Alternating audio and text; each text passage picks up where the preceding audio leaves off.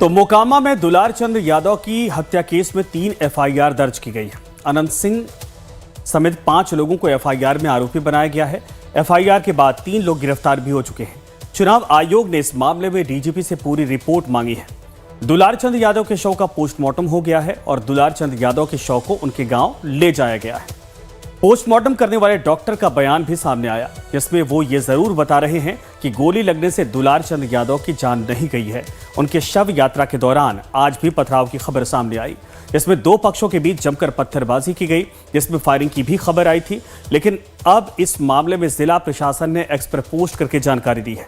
इसमें कहा गया है कि दरअसल कुछ समाचार माध्यमों द्वारा यह प्रसारित किया जा रहा है कि मोकामा में श्री दुलार चंद यादव की अंतिम संस्कार यात्रा के दौरान फायरिंग हुई है।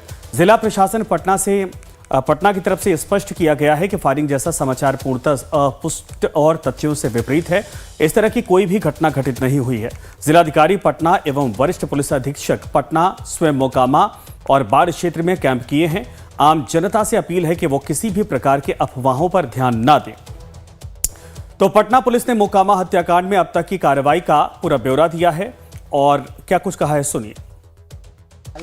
इसमें टोटल अभी तक जो है इस मामले में 3 एफआईआर जो है दर्ज की गई हैं। इसमें जो है दोनों जो दल हैं उनके तरफ से जो है उनके एक समर्थक की तरफ से एफआईआर और नहीं, एक समर्थक की तरफ से और एक जो मृतक है उनके पोता की तरफ से, तथा एक जो है एफआईआर पुलिस के बयान से कि जो सार्वजनिक स्थल पे जो है एक दूसरे पे पत्थर चलाना और हमला करना, तो उसका एक एफआईआर हुआ। तो टोटल 3 एफआईआर अभी तक इस मामले में हुए हैं। तो इस पर चुनाव में आमने सामने खड़े दोनों बाहुबली भी राजनीतिक बयानबाजी करने से नहीं चूक रहे, क्योंकि दुलार चंद यादव हत्याकांड में दोनों एक दूसरे पर आरोप लगा रहे हैं।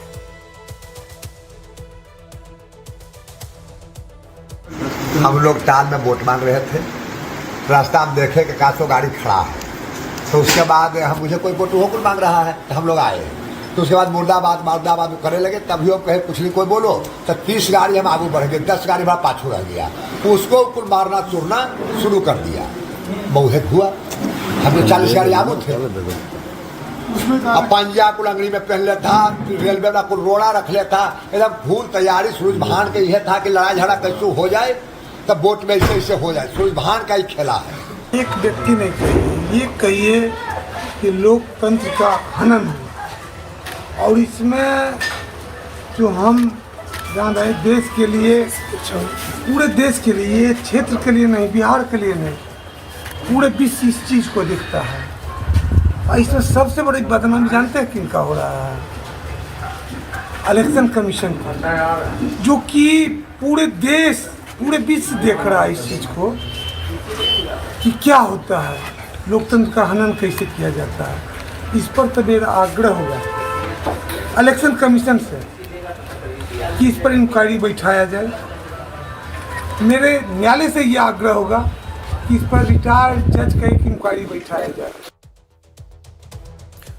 तो बिहार में चुनावी हिंसा का इतिहास काफी पुराना है, जिसकी शुरुआत 1965 से मानी जाती है, जो 60 सालों बाद 2025 में भी जारी है।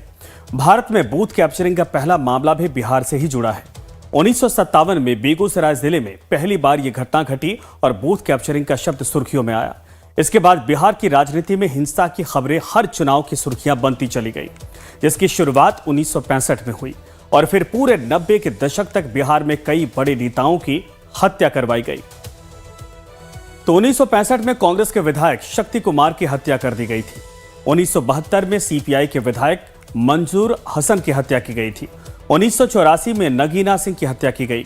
1990 में जनता दल के विधायक अशोक सिंह का मर्डर कर दिया गया और 1998 मंत्री रहे ब्रज बिहारी प्रसाद और 1998 में ही कम्युनिस्ट पार्टी के विधायक अजीत सरकार की हत्या कर दी गई थी। और इन हत्याकांड ने बिहार के चुनावी इतिहास को रक्त रंजित बना दिया। तब बिहार चुनावी हिंसा, बूथ लूट और अपहरण के लिए बदनाम हुआ करता था। 1980 और 90 के दशक के दौरान ऐसा देखा गया था जब मतदान का मतलब डर और दहशत हुआ करता था, जिसमें लोगों की जिंदगी की भी कोई कीमत नहीं हुआ करती थी।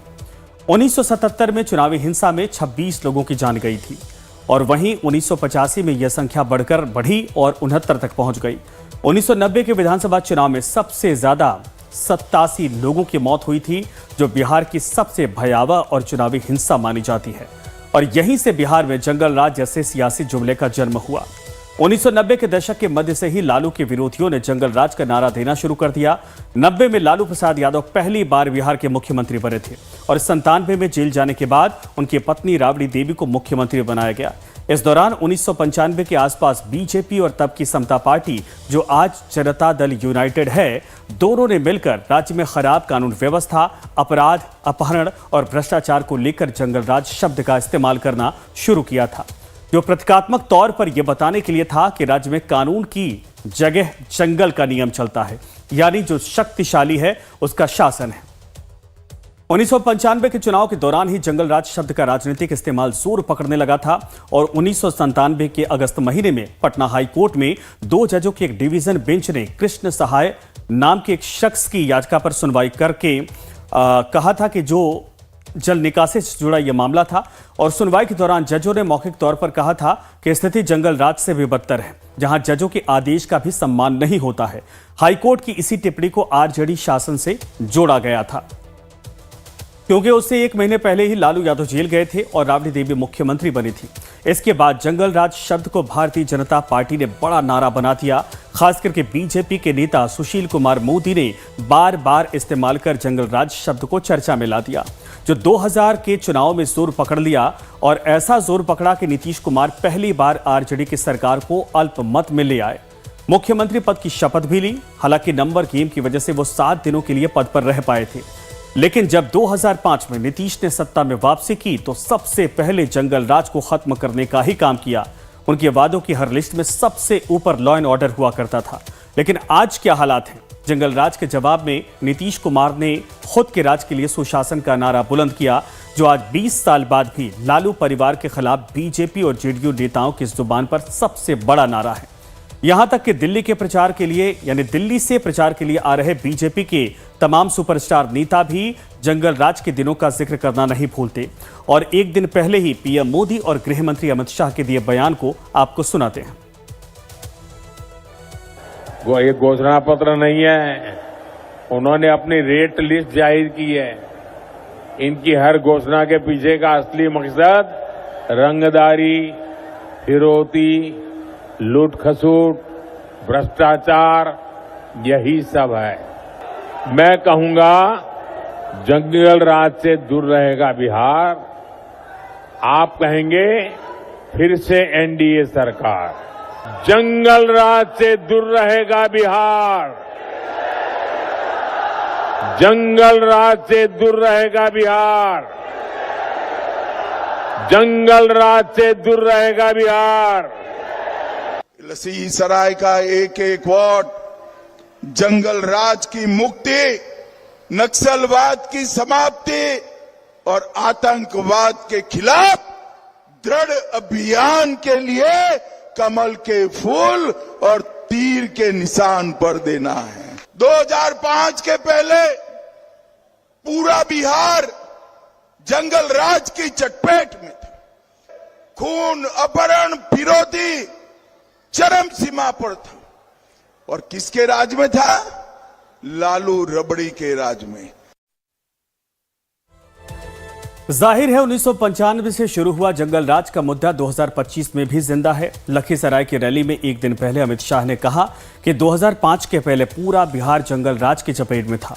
उन्होंने कहा कि सभी उद्योग व्यापार बंद हो गए थे, बस अपहरण और फिरौती का धंधा चला करता था। अमित शाह ने पूरा ब्यौरा भी सामने रख दिया।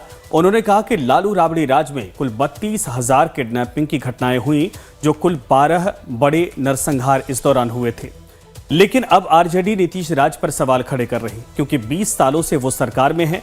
सवाल है कि क्या 1995 में जंगल राज शुरू हुआ था, जो 2025 में क्या मंगल राज आ चुका है? यह सवाल पूछा जा रहा। इस पर आंकड़े क्या कहते हैं वो भी देखना जरूरी है। इसके लिए हमने लालू राबड़ी राज के आखिरी साल 2004 और नीतीश सरकार के आखिरी साल 2023 के आंकड़े की तुलना की, क्योंकि एनसीआरबी ने अभी 2024 का डेटा जारी नहीं किया है।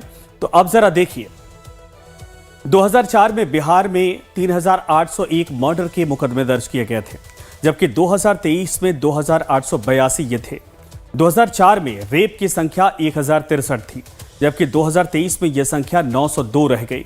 2004 में हुए दंगे की संख्या भी 9,199 थी, जबकि 2023 में दंगों की संख्या 5,097 घटना घटी है। 2004 में तुलना करें तो डकैती की संख्या जो थी वो 2,909 घटनाएं हुई थी और वहीं 2023 में डकैती की संख्या जो थी 2,268 घटी है। तो ये आंकड़े आपके सामने हैं और हमने बहुत शॉर्ट में आपके सामने दोनों ही राज की तुलना की, यानी लालू राज और नीतीश राज।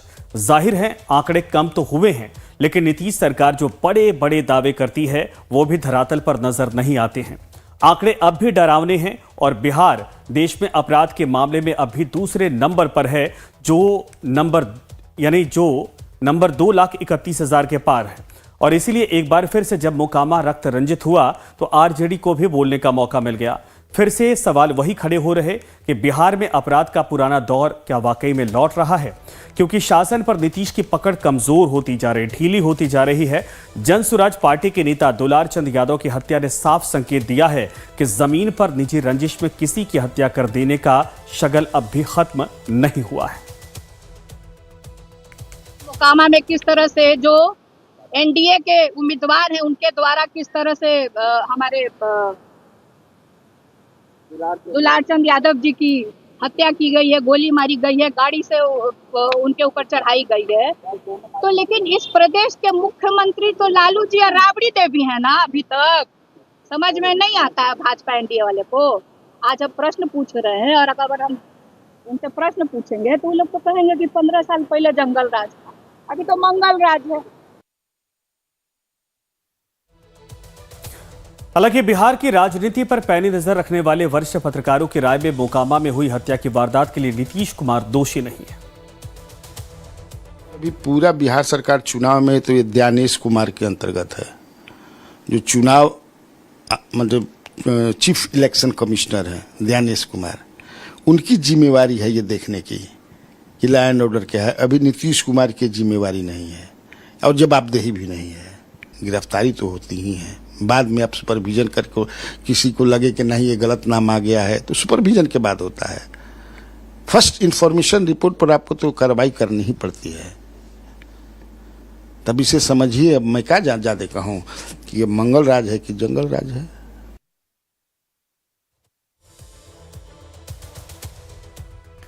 लेकिन सवाल सिर्फ मोकामा में हुए ताजा हत्याकांड का ही नहीं है। अगर आप 2025 में बिहार में अपराध का ग्राफ देखेंगे तो नीतीश सरकार सवालों के घेरे में खड़ी हो जाती है।